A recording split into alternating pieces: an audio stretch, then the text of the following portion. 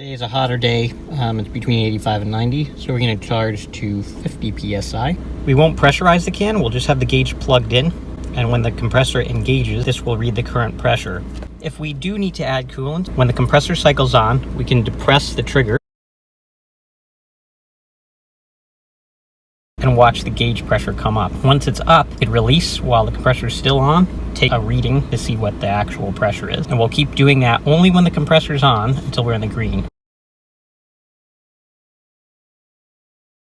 This is the low side gauge. It only works on the low side. Here's our low side cap. It's right behind the coolant tank, and we'll take that off. And we need the engine on and the AC on for this to work. Listen for a click for the compressor to turn on, but first we can pull this to attach.